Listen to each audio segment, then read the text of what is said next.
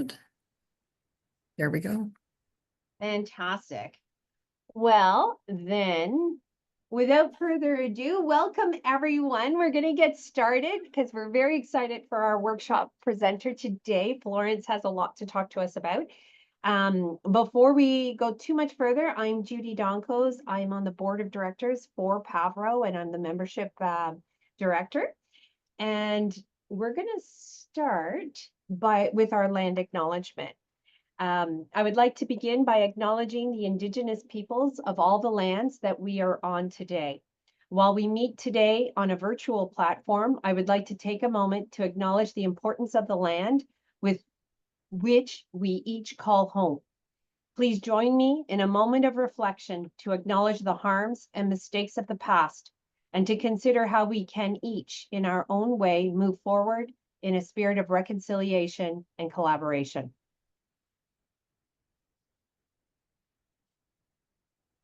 So thank you.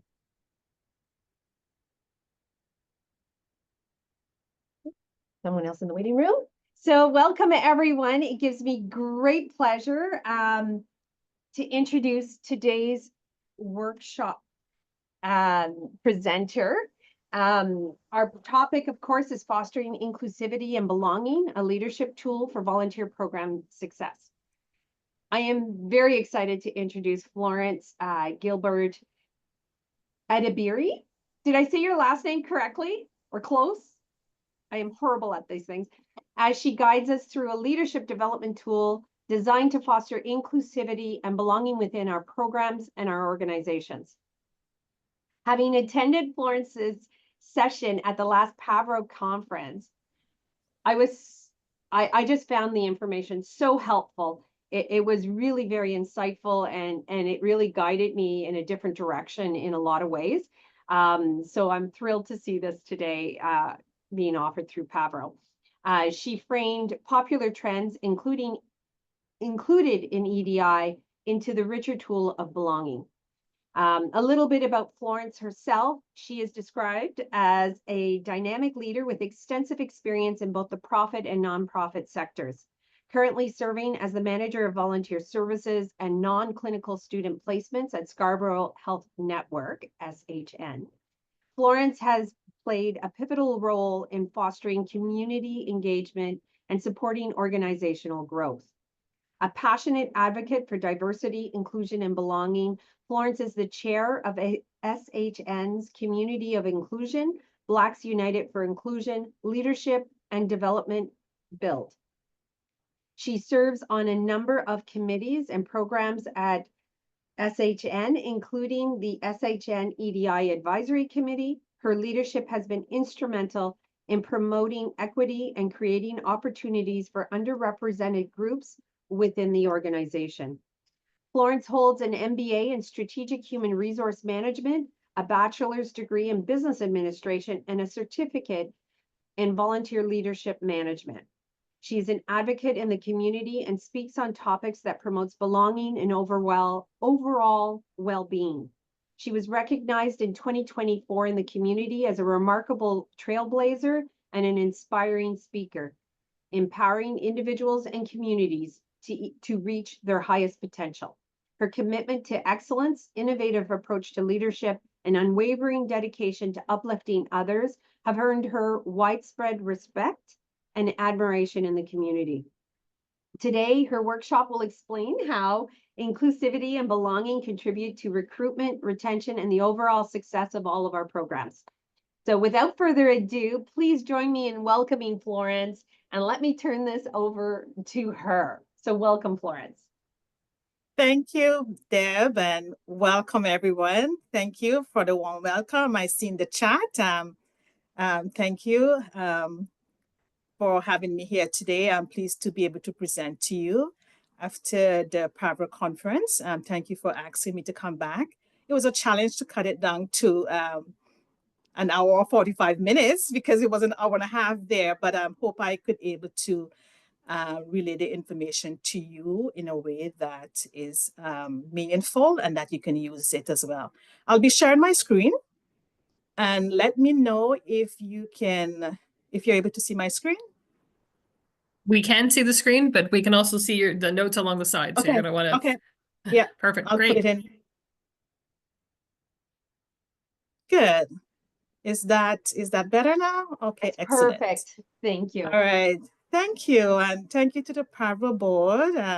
See many familiar faces there and all of you who have met at the conference and continue to meet. Thank you for joining us today. So I'm going to be speaking on this presentation regarding, it's a leadership tool, I would say. It was developed as a result of my over 8 years of volunteer leadership experience at SHN. And I will also add that fostering inclusivity and belonging in volunteer programs can be considered as a foundation for successful volunteer programs. So taking as much information as you can, as I mentioned, these are some of the strategies that I've included in my program that has given us great success at SHN. Just a quick reminder as we begin this presentation, we want to share either in the chat or you may raise your hand using the Zoom feature. I'll probably prefer most of the questions to be at the end. But if you have a question that you just feel that you need to ask, you could actually do that.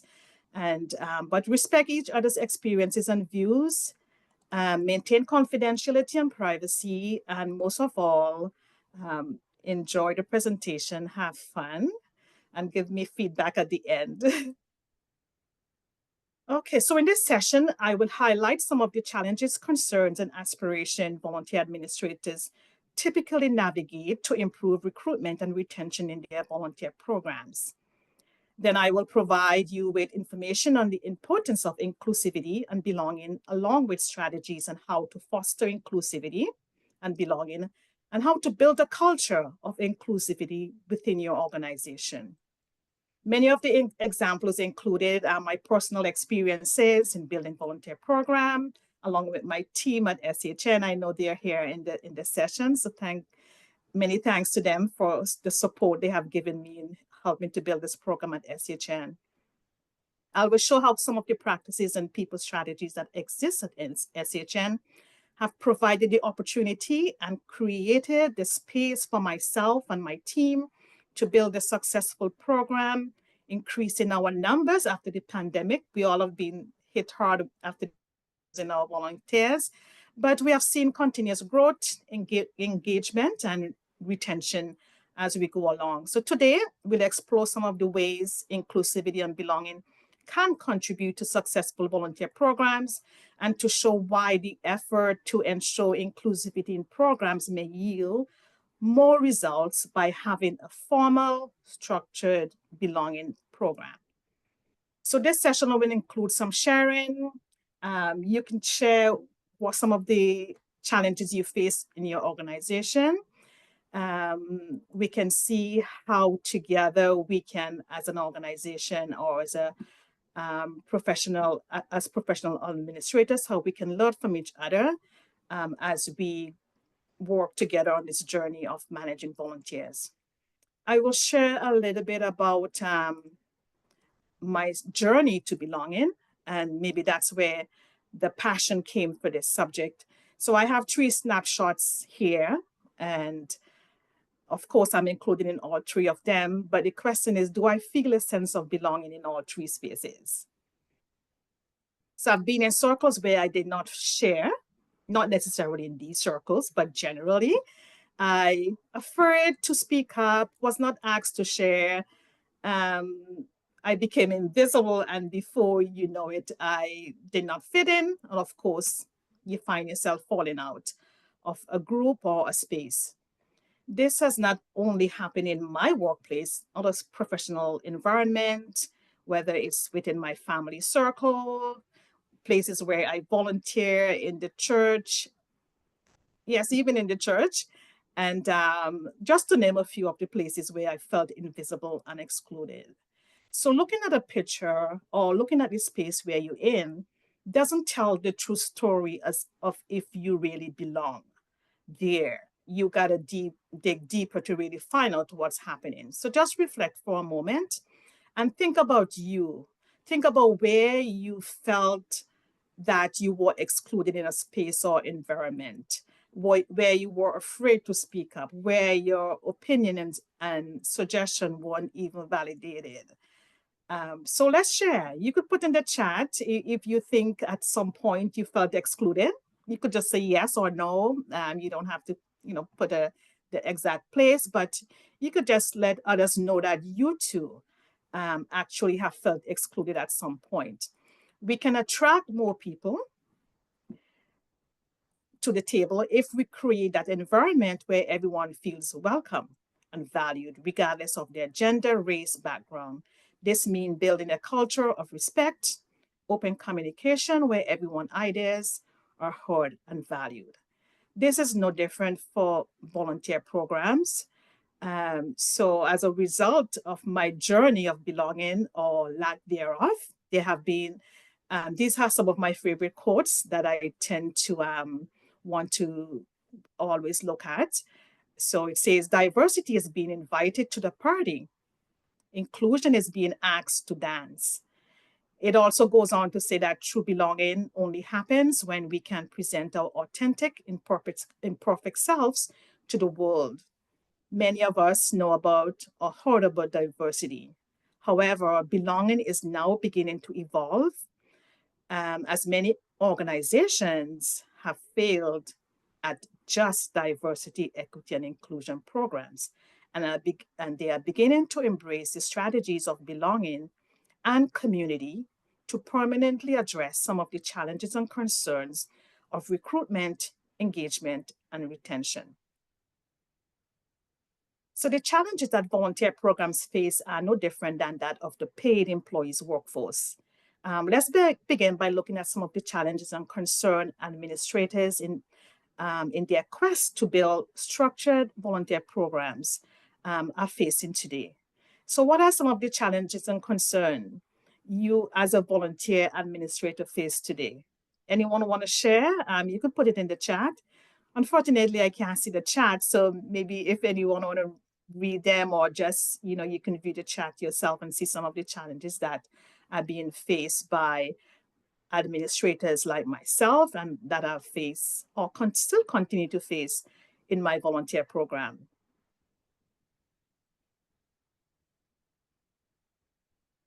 So included here are some of the broader high-level or overarching challenges and concerns faced by most volunteer programs. What are your biggest challenges? Are the major challenges related to feeling included or belonging, or both? Or have you really noticed it's the inclusivity or the belonging that's causing volunteers not to feel included in your program? So there's go ahead. So Florence, there's just a few things in the chat. Just wanted to say, some people have mentioned language barriers, troubles attracting adult and mature volunteers, noted that we get a lot of students, but they don't always stay. And challenges around not having enough time to build really authentic relationships with volunteers and community members. Absolutely. And I think that's exactly where we are going. The communication, the connection, with 1,200 volunteers at SHN, I cannot possibly connect with all of them. So there's a strategy for ensuring there's connection, which I will share later, and to ensure that volunteers feel connected. So we look at recruitment shortages. Most of us have felt the decline in volunteer post-pandemic. Retention issues, of course, that's what many of you are looking at, the main challenges. Engagement struggles. So these diversity gaps, based on what you've said in the chat, Heather, I think most of them fall into these groups as the main challenges that we face in volunteer programs. So why inclusivity, or why are we discussing inclusivity and belonging as a viable solution for recruitment, retention, and building successful programs? Most of the challenges concerned by administrators are likely to be addressed by focusing on inclusivity and belonging. So that's why we are discussing, and that's based on my experience.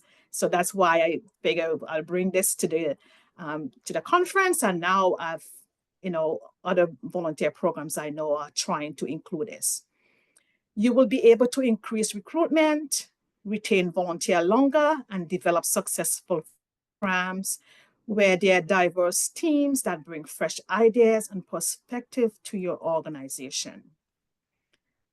I'll share with you some of the specific challenges and concerns that most of us have experienced or faced. And I will give you some examples of how you can grow that pool of volunteers. And I will share with you some of the strategies I've used to, after the pandemic, I had maybe 25 volunteers prior to the pandemic. After the pandemic, we were down to 200, and we are up to about 1,200 now. So we have seen steady growth in our volunteer programs. So this table highlights some of the challenges, concern, aspiration, volunteer administration typically face to navigate recruitment and retention. Later in the presentation, I will provide you with practical strategies to help strengthen volunteer recruitment and retention efforts, and also to foster engagement and motivate the volunteer base. So on the next slide, we'll look at a couple of the challenges here and concern, and look at what you are really hoping to achieve in your program. I'm not going to go through all of these. These are some challenges that, you know, we have heard from many of our colleagues. Lack of consistent volunteer commitment. These are your concerns. These are some of the aspirations. So I have a list of them that I have put together. I could share them with you after, but I will not go through all of them. So here are some three of the main ones that we look at: lack of consistent volunteer commitment. So our main concern is our inability to fill critical volunteer roles. All of us get a call from different programs. Can I have 10 volunteers by next week to fill this role? And we are like, oh my goodness, I can hardly fill the ones that I had the request from last month, much more having these amounts ready for you next week. SHN has just opened a new diagnostic imaging facility, 36,000 square feet, and we had a month to recruit 27 volunteers. Yesterday, today's date? So the 18th was the first day we had patients, and we were able to fill 27 brand new volunteers within a month or less. So he told me he's here, our intake coordinator. She's done a great job. But we do have a great strategy in terms of attracting our volunteers. So we really want to attract a steady stream of dedicated volunteers.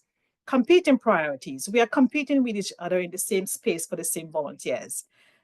We want to build strong loyalty among our volunteers. We face generational differences. How can we utilize innovative strategies to attract the youth? Those are some of the things that we look at. Here are some practical solutions that we use at SHN.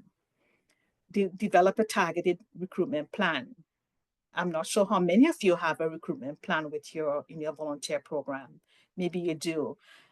Do you leverage social media, but do you have a social media strategy? Do you just post things that come up, or do you have a strategy in terms of your social media? Those are some of the things that we do, and we have a team of volunteers who is actually our social media committee. Community partnership, existing volunteers for referral. Where do you get your referral from? As I mentioned, we had 2,500 volunteers prior to the pandemic. We still have them on our database. We actually send information to that pool.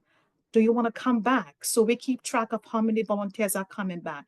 We found this thing. I'm also a real estate agent. So talk about farming. We found a list of people who we connect with on a regular basis, just to say, oh, this is what we are doing. How would you like to come back? And we have a regular, a steady stream of volunteers who are coming back from that list as well.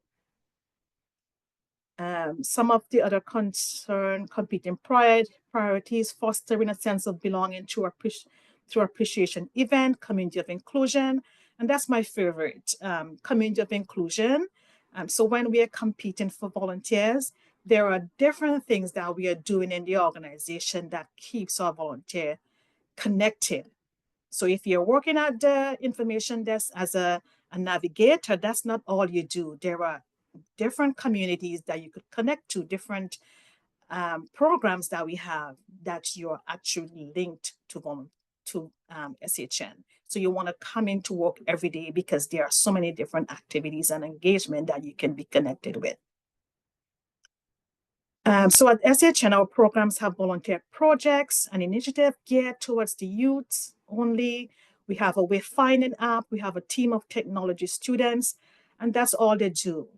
They don't come into the facility. We have 3 leads. One of them is currently in Australia doing their master's degree. One is in Europe. One is in New York, University of New York.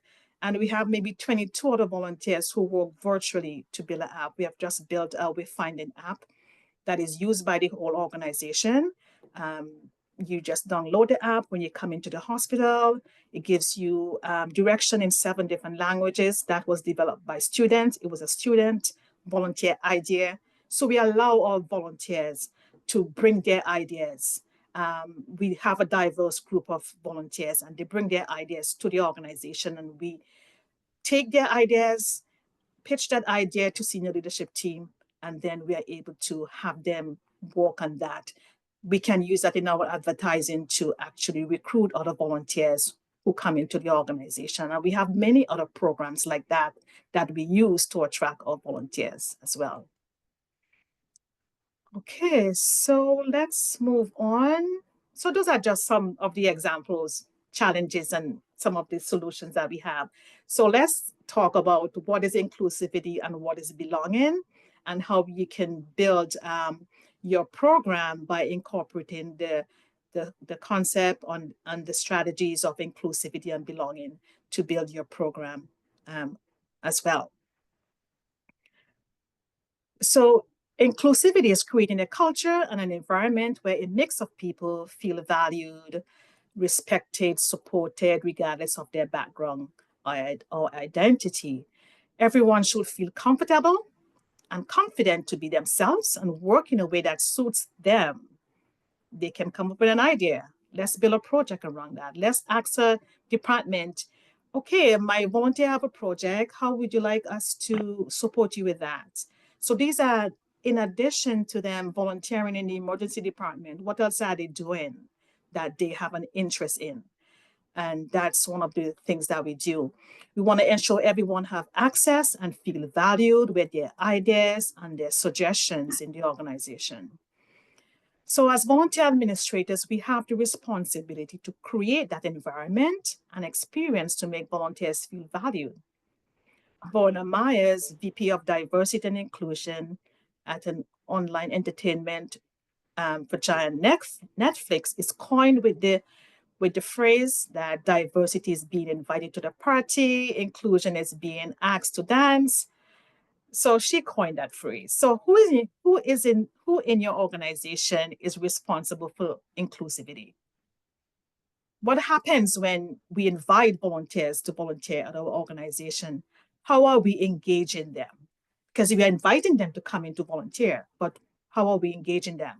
Do we just say, go on, this is your task, and then bye? How are we engaging them?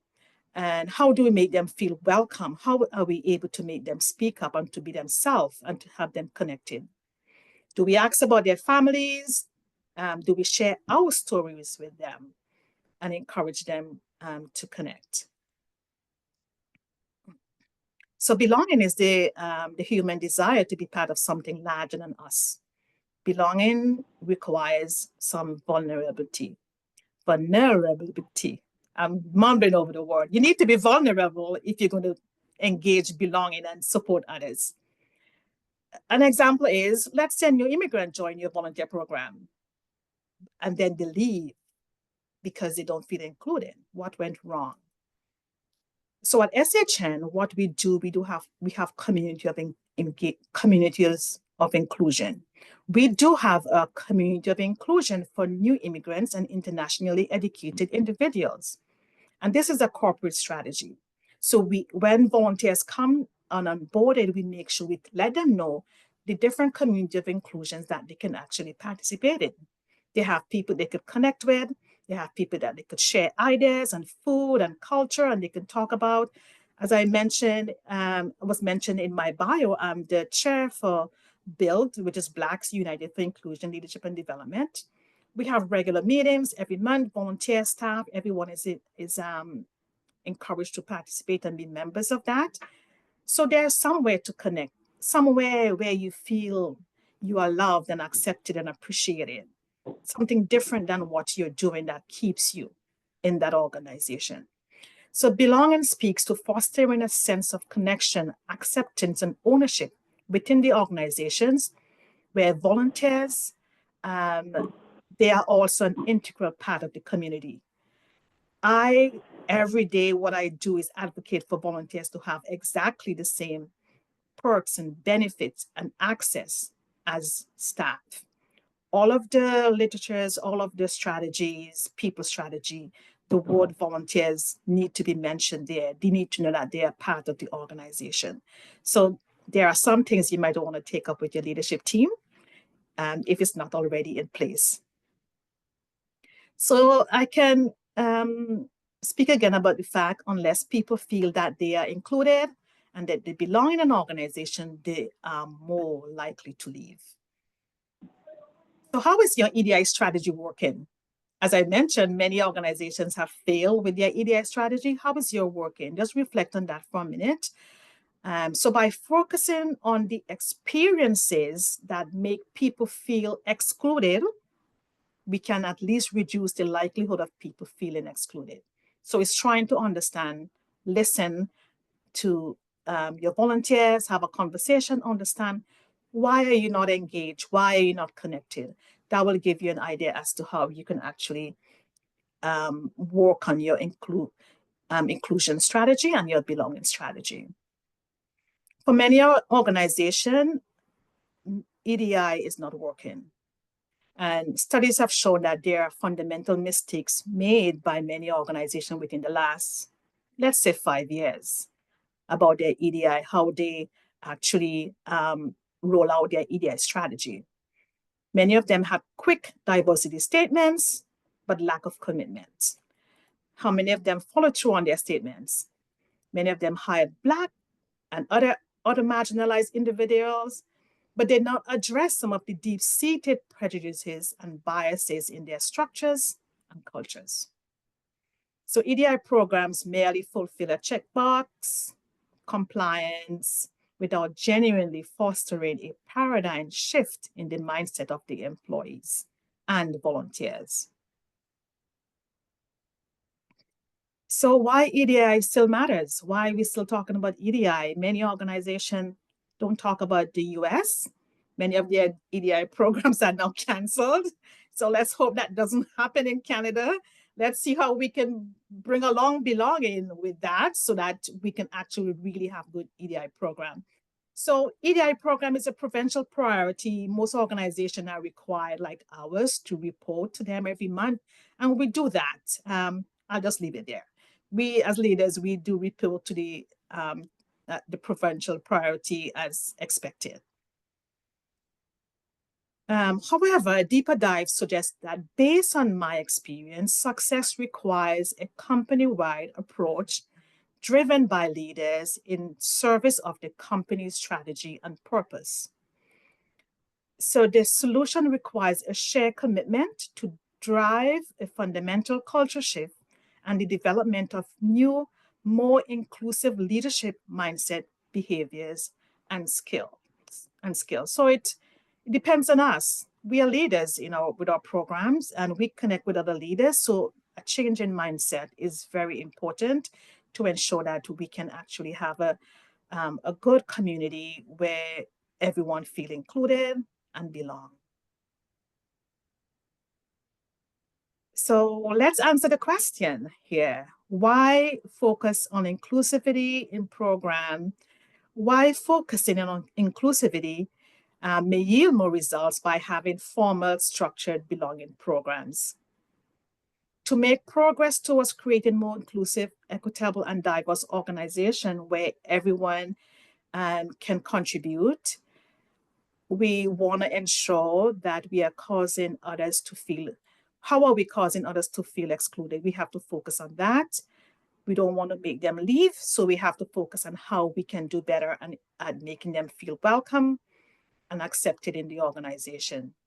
It starts with understanding and listening, tailored solution just for the different groups within the organization. So understand the demographics, who are there. Are you tracking who's coming into your organization? And at the same time, are you developing some strategies, some community of inclusion, some groups that they can actually connect with and feel connected? Just think about it. How will you know what the next person can bring if we are not having conversation with them or even giving them the opportunity to present in the first place? Simply recruiting people from underprivileged group into an organization is insufficient. Many of the newly hired people will leave at higher rates than their privileged counterparts unless they find themselves welcomed in the organization. In other words, unless people feel that they are included and that they belong, they are more likely to leave. And that's the reality that we have seen. And that's why inclusivity and belonging is a big strategy for us at SHN. So let's look at the connection with diversity and why focus on inclusivity and belonging. While diversity is about numbers, everyone want to say, oh, we have so much different people from different demographics. You have the numbers there, 10 of this, 5 of that, 4 of that. Inclusion and belonging is about programs and policies to attract and retain those numbers. Belonging fosters community. Community is how we connect with each other, and inclusivity is about creating communities to connect with others for they to get connected. If you invite diverse groups to the organization or to your volunteer program, it doesn't say how you will treat them when they arrive. So you need to have a strategy as, oh, I'm bringing in this Filipino group. What is the plan for them? How are we going to make them feel connected? At SHN, we have 6 different community of inclusion. Yeah, one for the Filipino community, one for the Black community, the Jewish community, LGBT community, we have one. We have one for parents called Hope, helping other parents excel. We have one for internationally educated professionals, volunteer students, and we are trying to add more every year. And even within, that's corporate community of inclusion. Within our volunteer pool itself, we have individually communities, the social committee, the fundraising committee, the social media committee, and we have several different committees that we have within our volunteer pool in addition to our corporate strategy. Okay, let's move on. So you want to ask, what does belonging look like? So here are 10 dimensions of belonging where we can model to create a condition for everyone to thrive. If we create space for people to be included, then there is a possibility of belonging. As I mentioned, we have community of inclusion at SHN, but people need to feel present, invited, welcome, loved, known, accepted. How about if a person comes into the organization and they say they like to do photography? Right away, that should give you an idea. We need to create a photography team, and they can support our organization and taking pictures at events. And that's what we do. So we have a team of volunteers who love photography, and we have that team when there's an event. Oh, can I have your photography team at this engagement event, Florence? Yes. They are ready, they're excited. They want to stay at SHN because they are needed. Being needed is one of the ways you can feel belong at an organization. So they're needed. There's a reason for being there other than just being at the information desk. So because our volunteers know that they are loved, accepted, needed, included, and belong, they can share their ideas and show up every day with new perspective and innovative solutions. Many of our projects that we have with our volunteer program are from volunteers. It's volunteer ideas. They will say, Miss Edibiri, can I do this? Can I write me a proposal?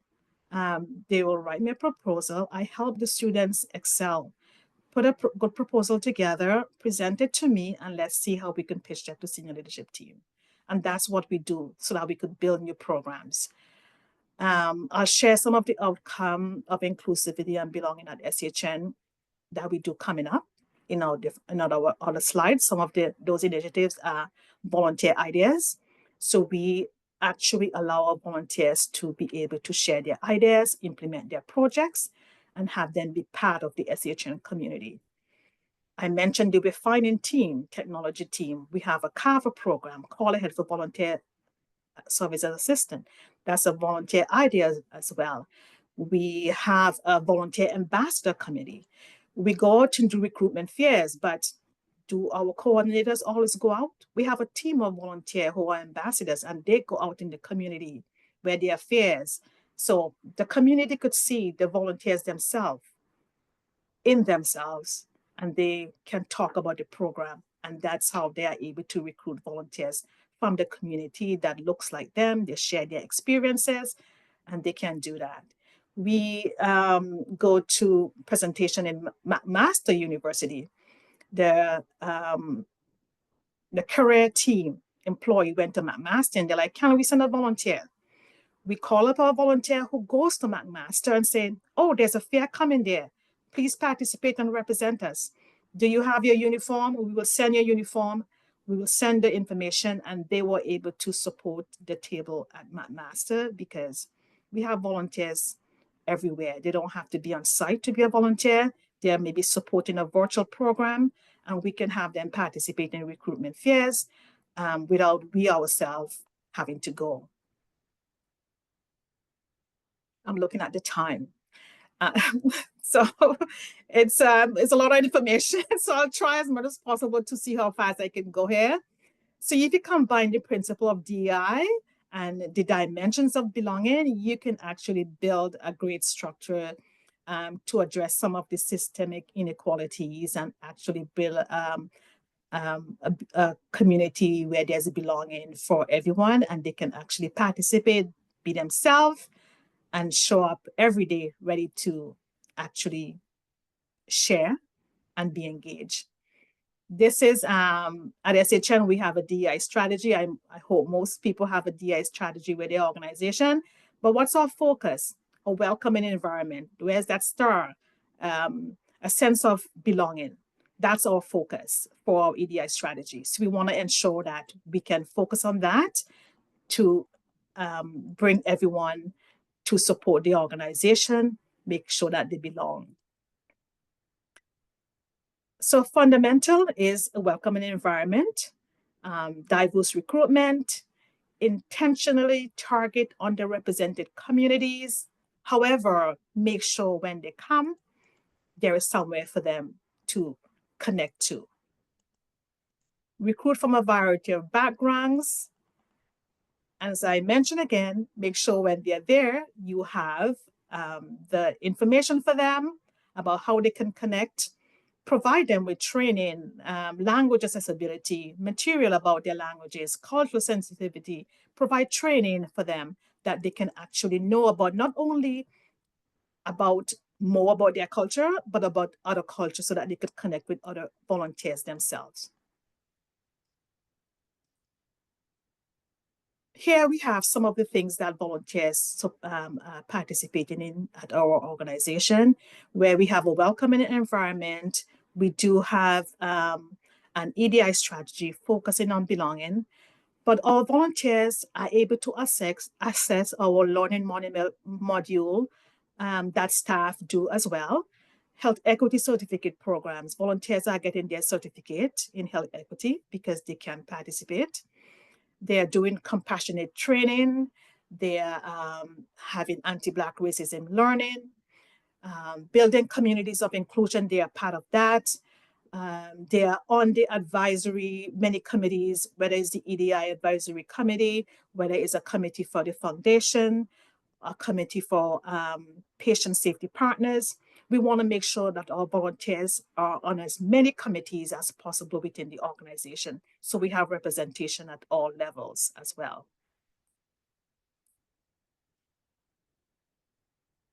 So we are moving from concept to action by enabling volunteers to perform their best of their ability, take pride in their daily duties and their communities of inclusion.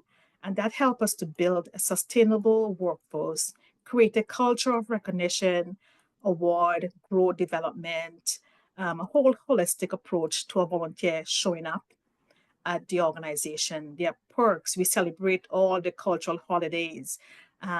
Volunteers have like staff discount to gyms in the community. Pocopolis, they are part of that. And they are involved in everything that a staff would, so they feel totally connected and belong to the organization. So we need to establish supportive policies and practices, have policies, have practices, let volunteers know where they are. They have access to our SharePoint now by using their personal email, so they can see exactly what the staff is seeing, and they can see where can I fit in, where can I join, what can I be a part of. So make sure that there are clear guidelines for addressing things like discrimination and harassment. We offer mentorship programs for our volunteers where they can grow. We offer leadership opportunities. Volunteers love to lead programs. They are the chair or the co-chairs of different programs, and they enjoy doing that, especially our youths. So we attract a lot of youths. I say to my team and to most people that the face of volunteer is changing. Before it was the seniors, now we are tapping into our youths because they are really good.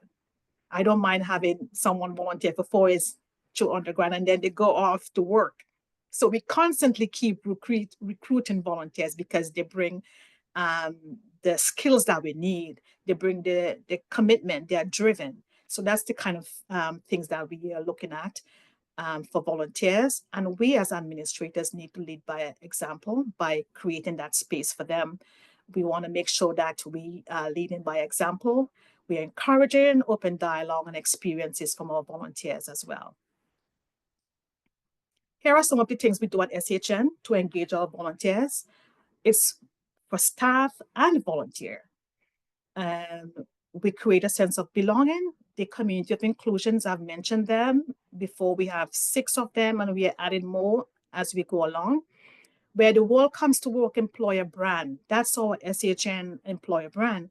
However, we piggyback on that for our volunteer advertising. We let people know that this is where people want to come to work. Our Love Scarborough campaign. You have to use whatever is happening in the organization to include in your advertising strategy and how you bring people on board. Our policies review, we have volunteers on our policy review committee. We have volunteers who are with our patient family advisors committees. Most organizations have PFAs, but we have them speak at different sessions to talk about their experience. We want to make sure that volunteers are actually showcasing their talent and what they bring to the organization. We have corporate action plan, leaders action plan. Volunteers are involved in all of these and ensure that they are being supported in terms of how they can participate as well. So I won't go into too much of that. I have 5 principles for creating an inclusive culture. I will just mention them. I went through them at the conference, but look at purposeful leadership, broad engagement, and this is for leaders. We want to make sure that we have purposeful leadership, how we lead. Personal change, we have to look at ourselves and make sure that we ourselves are learning and changing and adapting so that we can actually demonstrate how we can support our volunteers and how they are included. Representation as well in your leadership circle, you want to ensure that there are full representation there as well. And let's look at some of the measures that we can look at in terms of our program. So feeling of inclusion and belonging represent outcomes, but say little about causes. Knowing that someone does not feel included can tell us that knowing that someone does not feel included can tell us that that person may likely to leave. If they're not included, then they want to leave. So we want to know, why are they leaving? Why do they feel excluded, or why do they feel included? So in other words, measuring feelings of inclusion and belonging is valuable, that it may confirm the link between those concepts and the diversity we measure, but it does little to help us to understand and remove the root cause of those problems. So let's draw an analogy. If you go to a doctor, what do the doctor ask you? So asking people about their sense of inclusion or belonging without asking them what is causing them to feel excluded is akin to the doctor asking a patient how healthy they feel or what is your overall level of pain, without asking them why they feel unhealthy or where they feel the pain. So that's the same way we should look at speaking to our volunteer, understanding how they feel, understand what's happening with them, why are they not showing up, and those feedback help us to build our strategy going forward. So regularly review and update inclusive goals and initiatives to ensure ongoing progress. So we should also look at who is speaking up. Lack of engagement could suggest lack of inclusion. Who is showing up for your meetings, for your events? What are people saying? What are you saying as a leader? Look for unconscious bias in your marketing and recruitment ads. It can uncover why certain groups aren't applying and how to engage them. So at the same time, be sensitive to the fact that some people prefer to keep a low profile. There are some people like that. Never force or pressure someone into engaging when they aren't comfortable doing so. And even when the overall participation rate is high, it's important to recognize if specific group or individual feel excluded and think through how you might better accommodate. So you need to analyze your content and look at your unconscious bias. Take a more granular view at your surveys and the information that you're gathering. When folks feel welcome and supported, they're better able to offer ideas, suggest new approaches, focus on the work, and contribute their best. So we're almost done. We want to have some time for questions, I hope. So 3 takeaways I have. Eliminate outsiderness. If you feeling of outsider, like an outsider, is a painful, negative experience for most people, and I could attest to that. Bring everyone on board, encourage everyone to value each person, what each person can bring to the table, caring for each other, demonstrate care through benefits and initiatives. I've mentioned some of them. Benefits that are applicable to all demographics and demographic groups. So look at who you have and think about the benefits that you're providing for them. That is not just for one group of people. Such sign of appreciation helps drive a sense of belonging. So here's some action plan. I'm looking at the time. We're almost done. We have maybe this is the last slide. Action plan. Applying this to your organization. Identify gaps in inclusivity. Implement at least one new strategy in the next 3 months. Measure progress and gather feedback. And most of all, lead by example. So think about one change that you could take back to your organization and how you could implement that. Final thought, inclusion and belonging don't happen by accident. They require deliberate, ongoing efforts. When people feel seen, valued, and supported, they engage more deeply, stay longer, and contribute at a higher level.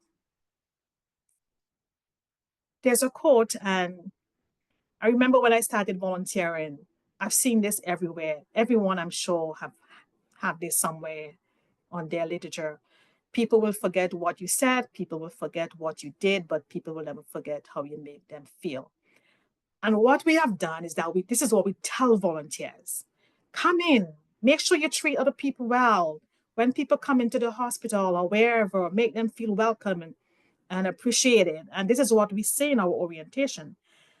But let's just turn this around to us as leaders and administrators. People or volunteers will forget what you said to them. They will forget. They will also forget what you did, but volunteers will never forget how you make them feel. So use that for us, not only to tell a volunteer how they should do their work, but how we as leaders can actually treat and make volunteers feel welcome as they come in to volunteer in your organization. That's it. Thank you. I think we maybe have 5 or 7 minutes for I don't know how you cut it down. Like, honestly, we could spend an afternoon talking about this without, breaking a sweat, I think. But Yeah. it's so engaging to listen to you speak. And I'm just so thrilled. So thank you so much for your presentation. Perhaps what we can do, there's not a lot, we've been sort of addressing a lot of the questions as they came up in the chat. But perhaps if anyone has any questions, you can use the hand tool so we can sort of monitor that and try to do this in an equitable way. I know I had a question that I put in the chat. Someone else had put in a question about asking for advice on increasing volunteer programs and services in a highly unionized environment or organization, which certainly I think a lot of us can have experienced. So the hospital, that's where it's a highly unionized environment. And that's one of the big challenge that we all face in terms of in improving, what is it? You asked about improving volunteer recruitment and how engagement. So once a department, they want the volunteers to come and serve there.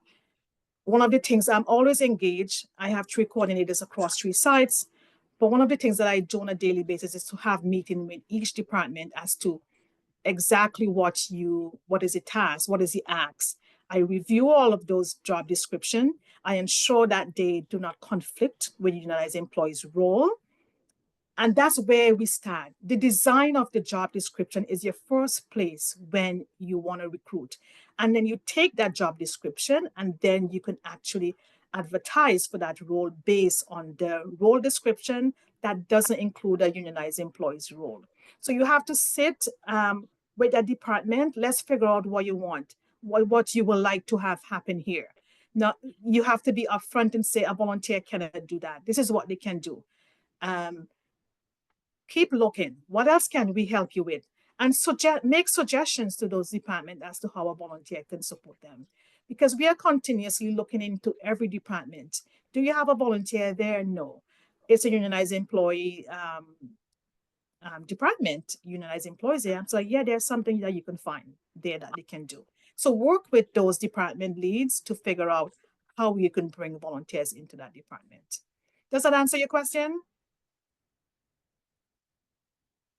It was in the chat, so and I can't see the chat. Hopefully it did. It can be a struggle sometimes within that kind of environment, though. Yeah, can relate. yeah. Yes, absolutely. Yes. And sometimes role change, and we have been grieved before for volunteers doing unionized employees' role, but you have to keep adjusting as you go. Yeah, absolutely. I think M. Watson unmuted. I think she has a question. Maybe not. No, I'm sorry about that. That was an accident. There you go. Any other questions? I had one. One of the things you had commented on was about in your metrics and measuring. How do you measure diversity? And because that's one of the struggles that we've one of our struggles that we've had was so much of it was voluntary as to what we could ask people to identify as, or even if they wanted to do such a thing. So I'm just curious what kind of metric you would use for that other than a voluntary survey, which is kind of what we did. Yes, it's a voluntary survey that you will send out to your volunteers, provide feedback. For example, After 3 months, a volunteer is onboarded, we do a feedback there. Okay, is everything to your expectation? We have questions that we will ask those volunteers. How are you fitting in? Is there anything else that we measure maybe how many people are not satisfied, or they might have suggestion as to how we can improve that. But we want to understand the satisfaction rate. And if we have so many people say that they're dissatisfied in this particular area, we can have a conversation with them and say, what will make you more satisfied?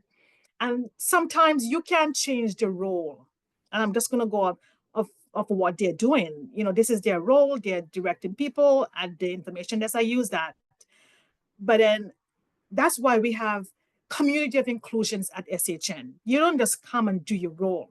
What else and where else can you connect? So you're excited about doing your role because there are other things I'm doing at SHN. I love to work here. People value me. People come and talk to me here because I'm involved in so many different things that I like, and I show up.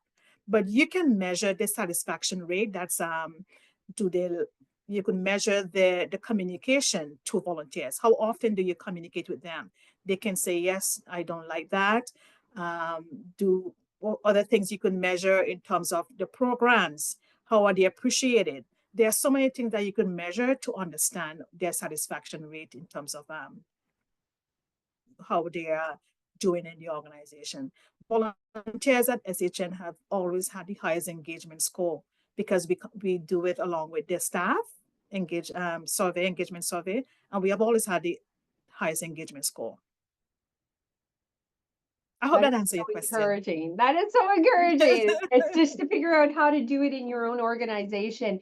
Just phenomenal. So much to start, and of course we are running out of time. Any final questions before we conclude for the day? This was just so interesting, and again, we could talk about it for the afternoon. So I'm very passionate about this topic, and that's why we implement a lot of these things in our program. Yes, I could talk for all day as well, so it was hard to really cut it down and leave some of the great nuggets out. But I could share some of the examples with you. Maybe I could send to you a list of the challenges, some of the solutions, and what you could actually put in place. That would be phenomenal. I know it would be well appreciated. Heather mentioned that we can share this recording with our membership, but of this workshop. But if you have other resources that we can attach to that or send out to at least the people that attended today, that would be very, very much appreciated, I'm sure. So thank you so much, Florence, on behalf of Pavro. Really appreciate it. I don't know how many of the people attending today are members of Pavro, but if you're not, this is the kind of stuff we do and we do routinely. So it's well worth the membership to join because you get access to phenomenal speakers like Florence. So thank you so much for taking the time. We really, really appreciate it, Florence. Thank you for having me anytime. Awesome.